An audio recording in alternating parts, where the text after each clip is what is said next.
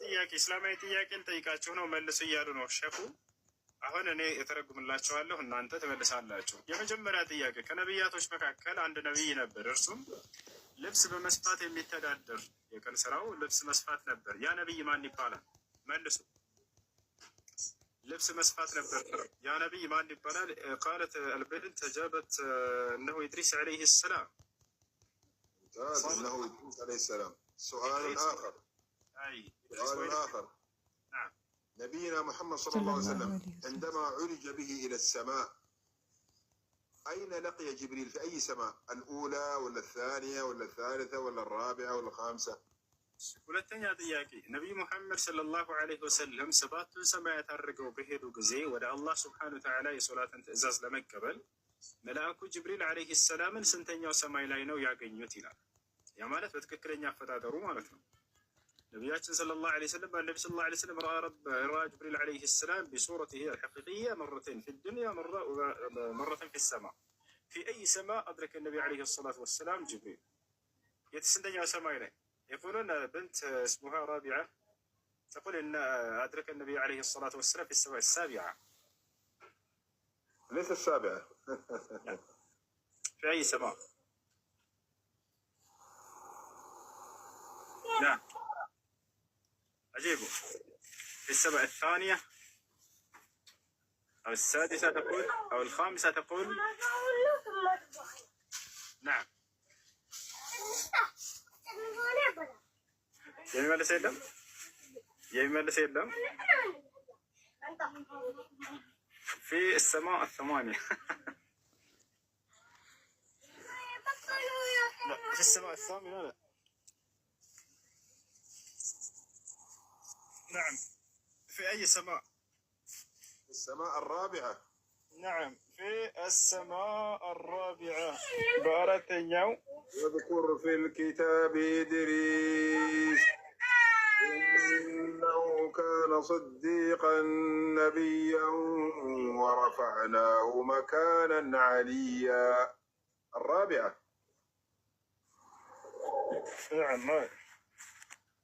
طيب نبينا محمد صلى الله عليه وسلم عندما عرج به إلى السماء أين لقي نبينا إبراهيم؟ في أي سماء؟ ነቢያችን ሰለላሁ ዐለይሂ ወሰለም ሰባት ሰማያት ባረጉ ጊዜ ኢብራሂምን ስንተኛ ሰማይ ላይ ነው ያገኙት?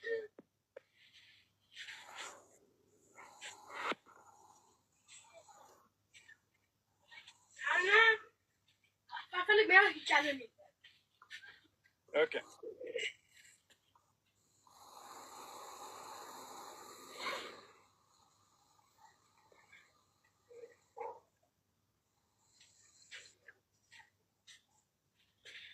يا شيخ.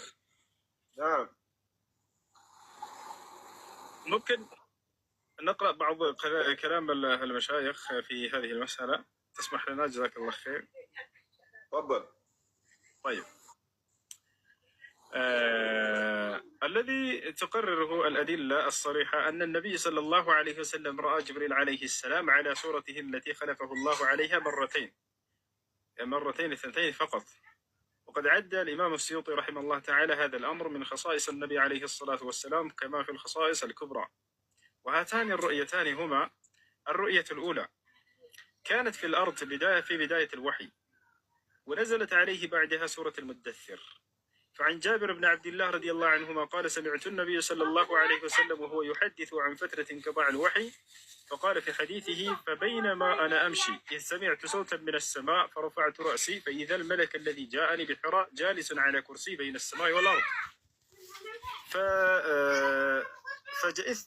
فجئست منه يعني رعبا فرجعت فقلت زملوني فدثروني فأنزل الله عز وجل يا أيها المدثر إلى قوله سبحانه وتعالى والرجز فاهجر. رواه البخاري ومسلم.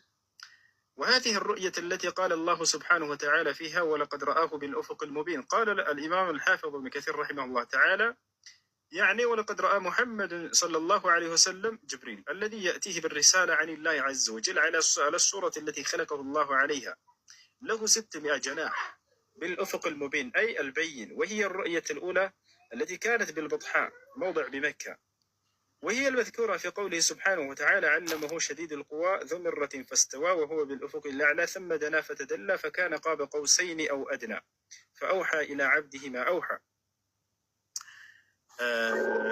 فأوحى إلى عبده ما أوحى. كما تقدم تفسير ذلك وتقريره والدليل أن المراد بذلك جبريل عليه السلام. والظاهر والله أعلم أن هذه السورة يعني سورة التكوير نزلت قبل ليلة الإسراء، لأنه لم يذكر فيها إلا هذه الرؤيا وهي الأولى. وأما الثانية وهي المذكورة في قوله سبحانه وتعالى: ولقد رآه نزلة أخرى عند سدرة المنتهى عندها جنة المأوى إذ يغشى السدرة ما يغشى. فتلك إنما ذكرت في سورة النجم وقد نزلت بعد سورة الإسراء. تفسير القرآن العظيم. الرؤية الثانية كانت في السماء ليلة الإسراء والمعراج عند سدرة المنتهى. يعني النبي صلى الله عليه وسلم رأى جبريل عليه السلام عند سدرة المنتهى. وسدرة المنتهى وين توجد؟ فوق السماء السبعة، صح؟ طيب. وقد نصت الآية في سورة النجم على الرؤية الثانية وأشارت إلى الرؤية الأولى، وذلك في قوله سبحانه وتعالى: ولقد رآه نزلة أخرى عند سدرة المنتهى. قال عبد الله بن مسعود رضي الله عنه في تفسير هذه الآية: رأى جبريل له 600 جناح، رواه البخاري ومسلم. وقال الإمام النووي رحمه الله تعالى: وهكذا قاله أيضا أكثر العلماء. قال الواحدي رحمه الله تعالى: قال أكثر العلماء المراد رأى جبريل في صورته التي خلقه الله تعالى عليها. شرح النووي على مسلم. وقال الحافظ ابن كثير رحمه الله تعالى: وهذه الرؤية يعني الأولى لجبريل ورسول الله صلى الله عليه وسلم في الأرض، فهوض عليها جبريل عليه السلام وتدلى إليه فاقترب منه وهو على الصورة التي خلقه الله عليها له 600 جناح. ثم رآه بعد ذلك نزلة أخرى عند سدرة المنتهى ليلة الإسراء والمعراج. تفسير القرآن العظيم.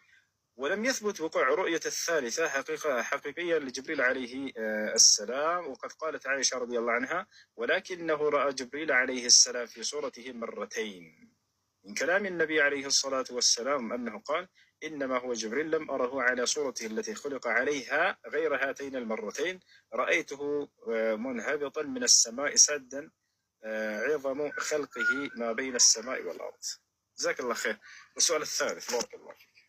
طيب السؤال الذي يليه ሶስተኛ ጥያቄ የነቢያችን ሰለላሁ ዐለይሂ ወሰለም ከአጎቶቻቸው መካከል አንድ አጎት አላቸው። ያ አጎታቸው ደግሞ የጠቤ ወንድማቸውም ጭምር ነው። ማን ይባላል እርሱ?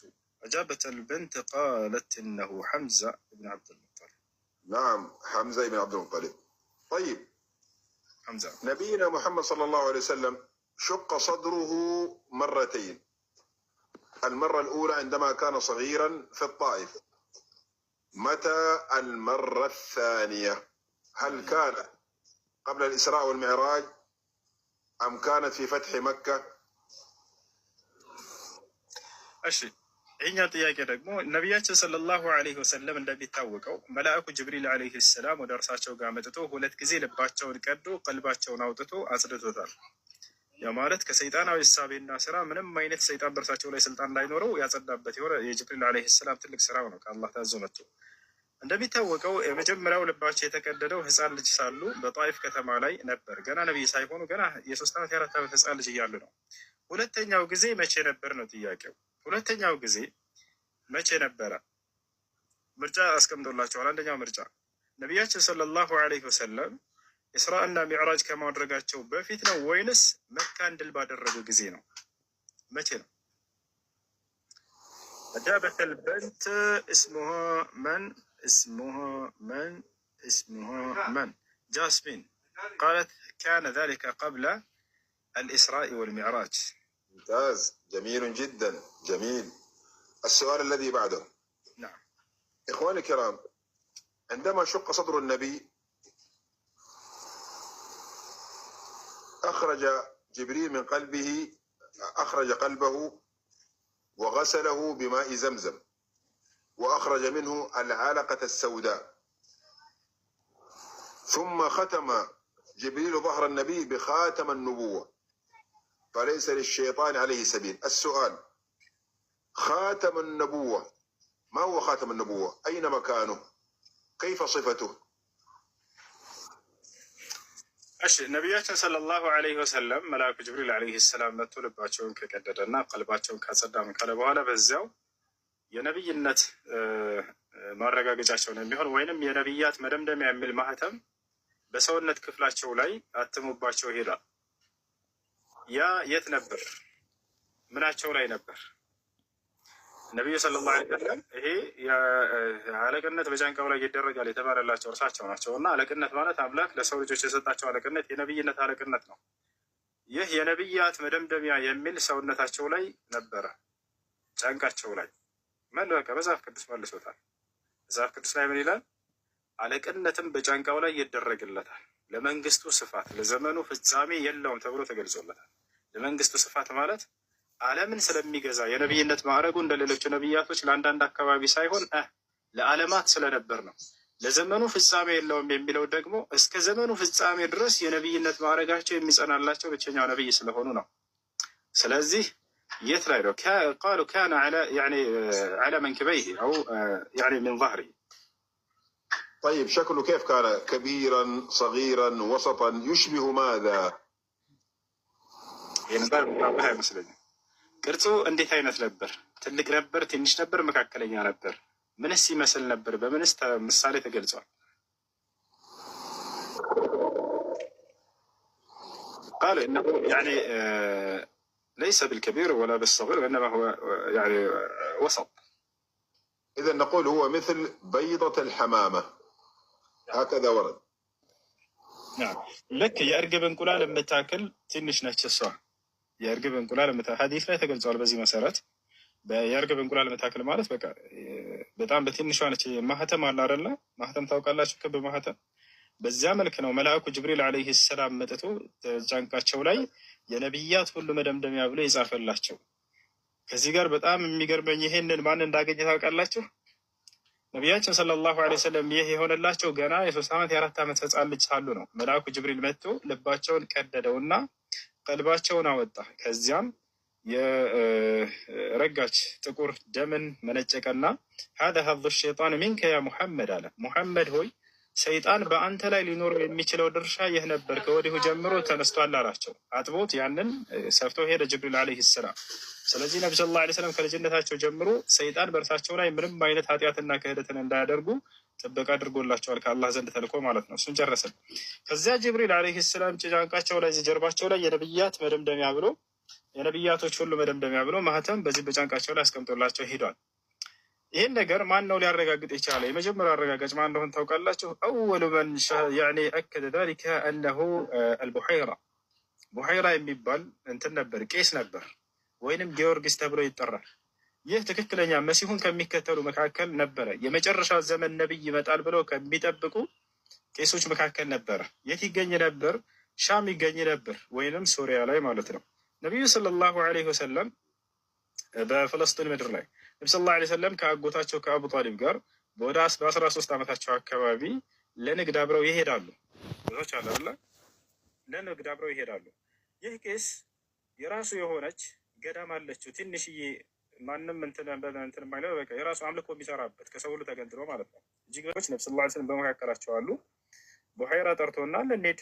በመንገድ ላይ ሲያልፍ ሁል ጊዜ ያገኙት ነበር። አንድም ቀን ጋብዛቸው አያውቅም። ዛሬ ግር አላቸው። እንዴት እስከ ዛሬ ጋብዘህን ባታውቀውን ዛሬ እንዴት ጋበዝከን? ምንድን ነው ሚስጥሩ አሉት። መጋበዝ አልችልም አላቸው። አይ እሱማ ትችላለህ አሉት።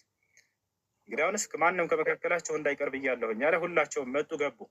ቡሐይራ መጣና ልክ ቤቱ ከገቡ በኋላ ማንም አልቀረም ከመካከላቸው አላቸው። አዎ የቀረ የለም። እርግጠኛ ናቸው? አዎ አንድ ህፃን ልጅ ብቻ ቀርቷል፣ እንስሳት ግመሎቻችንን እና እቃዎቻችንን እንዲጠብቅ። እርሱ ደግሞ ቦታ የምትሰጠው ለሰውም አይደለም ከታላላቆቹ አይደለም እና የህፃን ልጅ ብቻ ቀርቷል አሉት። የቀሩት ነቢ ሰለላሁ ዐለይሂ ወሰለም ነበሩ። ማንም እንዳይቀር አላልኳችሁም ብሎ ወጣ ብሎ ሲያይ ዳመናዋ እዛው እርሳቸው ላይ አጥላ ከላይ ይመለከት ነበረ ቡሐይራ። ወዲያው ጸጉሩ ቆመ። ያኔ ተርገፈገፈ ሰውየው እርሳቸው ላይ ያየው ነገር ስላየ ነው። እባካቸው አምጡት እርሱን ልጅ፣ ለእርሱ ነው እንዳም በዋናነት የጠራኋቸው አላቸው። ልክ አመጡት። ነቢያችን ሰለላሁ ዐለይሂ ወሰለም አመጡና አገናኙት። ቀጥታ ምን እንዳደረገ ታውቃላችሁ? ወዲያው ፈከሸፈ ዐላ አቲቂሂ፣ እዚህ ትከሻቸውን ከፈተና ተመለከተ። የነቢያት መደምደሚያ የሚለውንም ተመለከተ። ይህ ቄስ ወዲያው ይሄን ባየ ጊዜ ምን አለ? ሀዛ ረሱሉ ረቢል ዓለሚን አለ። ይህ ነው የወደፊቱ የዓለማቱ ጌታ መልእክተኛ አድርጎ ይልከዋል የተባለለት ልጅ ብሎ ተናገረ። وهذا الذي بشر به المسيح يهنو مسيح عيسى ودفيت يمطال ብሎ ነግሮን የነበረው በትንቢት ብሎ ተናገረ። ወዲያው ምን አለ? አይነ አቡሁ ብሎ ጠየቀ። የሚገርማችሁ ሊፈትረው ነው። አቡ ጣሊብ አጎታቸው ነው። አባቱ የት አለ ብሎ ጠየቀ። እኔ ነኝ አባቱ አለ አቡ ጣሊብ። ቄሶ እንዳታውቃላችሁ በፍጹም አንተ አባቱ ልትሆን አትችልም አለ። እንዴት አልክ ሲለው የዚህ ልጅ እናትና አባቱ ሙተዋል አሁን ላይ የሉም ብሎ ነገረው። በጣም ተደነቀ አቡ ጣሊብ። እንዴት ይሄን ልታውቅ ቻልክ አለው። ይሄን ሁሉ ስለ እርሱ ተነግሮናል አለ። እንዳለ ስለ እርሳቸው ተናግሬያለሁ ብሎ አላህ ባለፉ መጽሐፍቶች ላይ ስለ እርሳቸው ሙሉ የህይወት ታሪክ ቀድሞ ተናግሮ ነበረ። ሳይመጣ በፊት ስለ እርሱ ተናግሯል። ስለ ነብዩ ሰለላሁ ዐለይሂ ወሰለም ሳይመጡ በፊት ገብታችኋል አይደል? ከዛ በኋላ አሁን ያጎቱ ነኝ አለ። እንግዳውንስ ናለው እና አቡ ጣሊብን ምን አለው? ቶሎ ብለህ ይሄን ልጅ ወደ አረብ ሀገሮች እዛው ወደ ሀገሩ መልሰው አለው። ኢን አድረከሁ ልየሁድ ሰየቅትሉ፣ አይሁዶች ካገኙት ይገሉብሃል፣ አደራህን። አይሁዳውያን የነቢያት ጠላት ናቸውና በርካታ ነቢያትን አሳደዋል፣ ገለዋል። ከእነርሱ ዘር እንደማይወጣ ካወቁ ከኢስሐቅ ጎን ካልወጣ እስማኤላዊ ከሆነ እንደሚገሉብህ እውን ነው እና ይሄ ነገር ውሰዳ ነው። አቡ ጣሊብ በጣም ይሳሳላቸው ነበር እና ቀጥታ ንግዱን ትቶ እርሳቸውን ወዲያው ደብቆ መለሰ። ገብታችኋል አይደል? እንዳጠቃላይ ይሄንን ነገር የመሲሁ ተከታዮች እና የሙሴ ተከታዮች የነቢያት መደምደሚያ የሚለውን ማህተማቸውን እዚህ ጋር ትንቢት ተነግሯቸው አለቅነት በጫንቃው ላይ እንደሚደረግለት ትንቢት ይጠብቁ ነበር። ሄረቅልን ታውቃላችሁ? የሮማው ንጉስ ሐዲስ ላይ ያለው ይሄ ደግሞ የምነግራችሁ ቡኻሪና ሙስሊም ላይ የተዘገበ ነው። ሄረቅል የመጀመሪያ ማጣሪያ የላከው ምንድነው? የመጨረሻው ዘመን ነቢይ ተነስቷል ሲሉት በጫንቃው ላይ አለቅነት ይደረጋል ተብሏል እና የነቢያት መደምደሚያ የሚለውን ማህተም ጫንቃው ላይ ሂዱና እዩልኝ ነው ያለው የሮማው ንጉስ። አይተው ነገሩት። አዎ አይተናል ብለው ነገሩት። እንግዳውንስ እርሱ የመጨረሻው ዘመን ነቢይ ነው አለ። ወሰየምሊኩ መውዲዕ ሃተይን ልቀደመይን ብሎ መሰከረ። አሁን እግሮች ያሉበትን እነዚህን ይችን ሀገር ራሱ ሮማን ይቆጣጠራታል ብሎ ተናግሮ ነበር። እንዳሉትም ያ ነገር ሆነ። በተቡክ ዘመቻ ጊዜ ነብዩ ሰለላሁ ዐለይሂ ወሰለም ሮማ ተቆጣጠሩ። ያ ሆነ። ሌላው የሰልማኑ ልፋሪሲ ምስክር። ሰልማኑ ልፋሪሲ የመሲሁ ተከታዮችን ቀድሞ ያገኘ የሆነ ታላቅ ሰሃባ ነበር። የመጨረሻው ዘመን ነቢይ ይመጣል ብለው ነግረውታል። የመጀመሪያው ምልክቱ የምታየው ሂደህ በጫንቃው ላይ የነቢያት መደምደሚያ የሚል ምልክት አለቅነት በጫንቃው ላይ ይደረጋል ተብሎለታል ብለው ይነግሩት ነበር። ሰልማኑ ልፋሪሲም መጥቶ ነቢ ሰለላሁ ዐለይሂ ወሰለምን ከጫንቃቸው ላይ ባየ ጊዜ ወደ አለቀሰና ምን አለ? ስለ አንተ ነው የነገሩኝ የመጨረሻው ዘመን ነቢይ ይመጣል ብለው በትንቢት ነግረውኛል ብሎ ይሄን ትንቢት ይጠብቅ እንደነበር መስክሯል እሱ ራሱ እና ይሄን ይበላል። ይሄን ይመስላል። ዋصل الشيخ بارك الله فيك. طيب وتعاونوا على البر والتقوى يا اخوان. اعطوني تكبيس يا اخوان. كبسوا الان يا اخوان. دعونا يا اخوان نزاحم اهل الباطل. كبسوا لا تتكاسلوا لو سمحتم. 3 دقائق متواصلة تكبيس على الشاشة. طيب السؤال الذي بعده. نعم. هناك كلمة تقال أن التاريخ يعيد نفسه. ما المعنى؟ هنا يا إخوان المعنى أن النبي صلى الله عليه وسلم عندما جاء بالدعوة أثارت قريش بعض الشبهات وهي نفسها موجودة الآن. إثارة الشبهات حول القرآن، هل هذا كلام الله أم كلام محمد؟ كذلك مساومات، كذلك السخرية والاستهزاء والتكذيب، كل هذا حاصل حتى في زمان هذا. لكن علينا بالصبر والدعوة إلى الله بالتي هي أحسن. ومن أحسن قولا ممن دعا إلى الله وعمل صالحا وقال إنني من المسلمين. وقال تعالى ادع إلى سبيل ربك بالحكمة والموعظة الحسنة وجادلهم بالتي هي أحسن. إذن التاريخ يعيد نفسه. تفضل. بارك الله فيك يا شيخ. حدد لهم السؤال جزاك الله خير. تحديد السؤال